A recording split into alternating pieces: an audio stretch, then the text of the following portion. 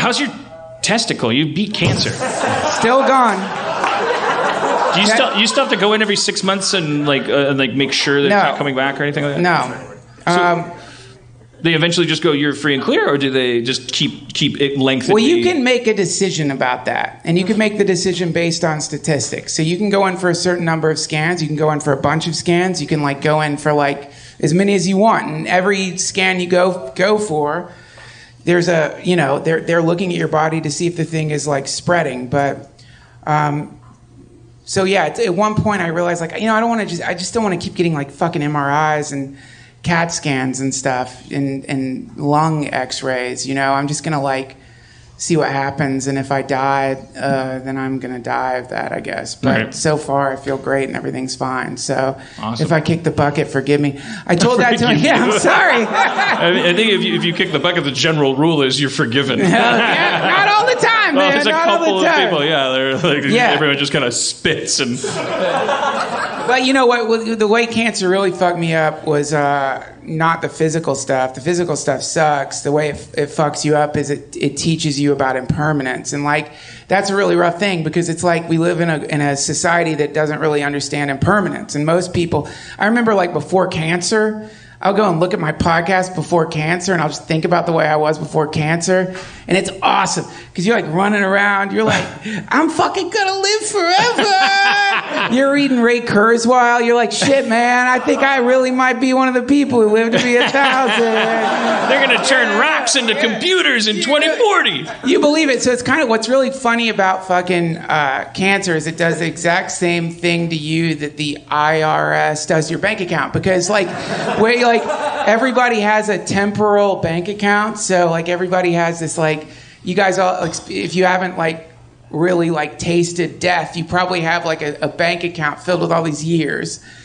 And you run around acting like a fucking trust fund kid because you're like, man, I got this bank account, it's fucking stocked with years. You go to the ATM, you're like, look at all those fucking years, man, that's awesome. I'm fucking got so many years. And then when you get cancer, you're like, oh fuck, I might overdraft. I owe 40 years. Yeah, and what that does to you is simultaneously, obviously tragic, but one of the most beautiful gifts of all time. And because what it gives you is this like incredible connection with the now, because you're like, you realize like, oh my God, this big fucking lie about how long I think I'm gonna live or how long people think they're gonna live. This is just another fucking lie, man. They want you to believe you're gonna live to 70, 80 years, because if you believe that and you're gonna start investing in like 401ks and responsible living, and you're gonna be like, but really the reality of it is like lots of you aren't gonna live past tonight, and this is fucking true.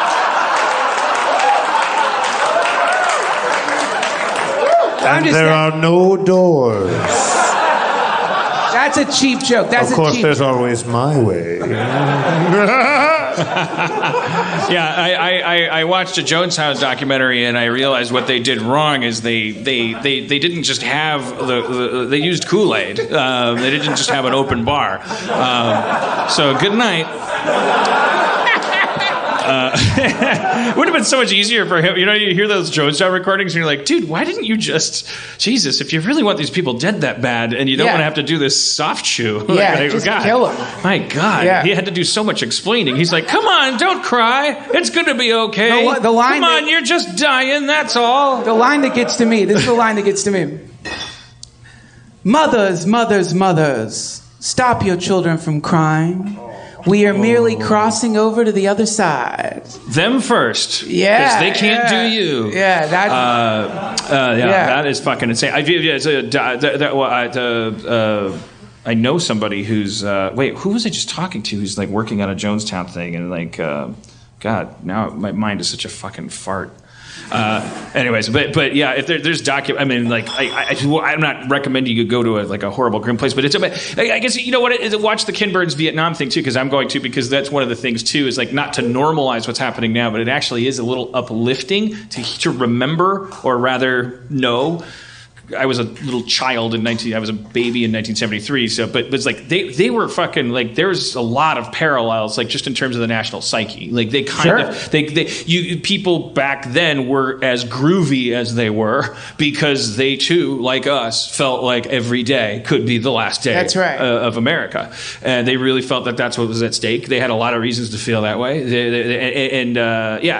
I just watched Network again too, which is taking place at that time, and their background Network jokes, is kind of a gay romp. Like it's like the jokes that they're doing in the background about how President Ford's life has been threatened by this or that. They're kind of like they're just setting the time and place. It's like, oh God, yeah, the 70s were like a crazy time. Sure, it's not to say that it's not to normalize. It says feel a sisterhood with the 70s. Watch the Ken Burns thing.